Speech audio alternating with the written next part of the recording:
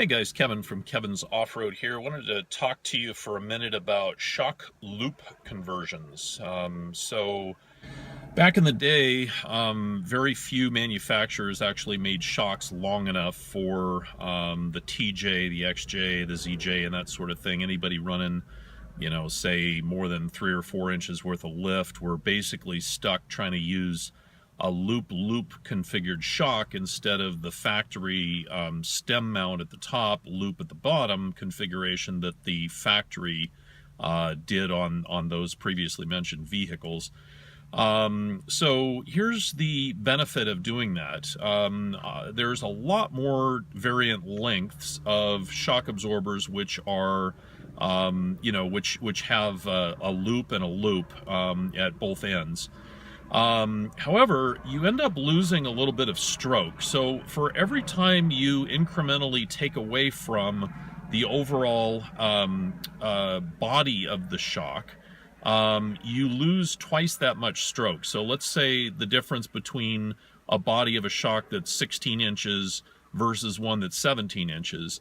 Essentially, you're going to remove 2 inches worth of stroke for every 1 inch worth of body that you're removing.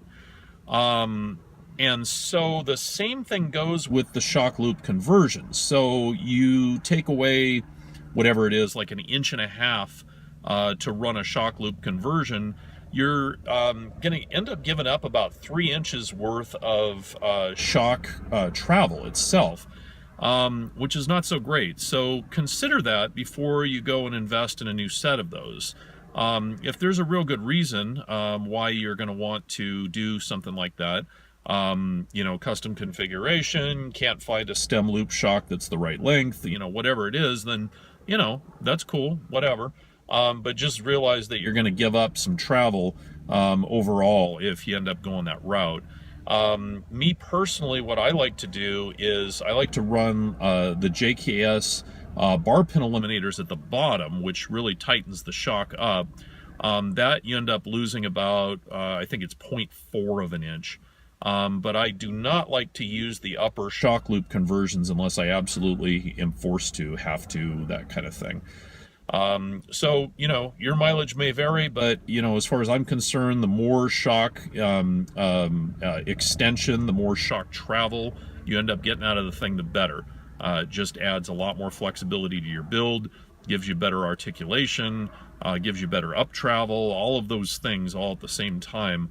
And you don't have to end up taking the whatever 30 or 40 bucks out of your pocket to buy the shock loop extensions, or I'm sorry, the shock loop conversions. If you find an extended stem loop shock that bolts right in, that you don't have to mess with. So anyway, like I said, your mileage may vary, and that's my opinion on the situation. If you've got a variant opinion, would love to discuss it with you. Just post comments below, and I'll answer you. Thanks for tuning in today. We'll catch up with you real soon. KevinsOffroad.com/blog is where you can find more stuff like this. Appreciate you guys. We'll talk to you later. Bye-bye.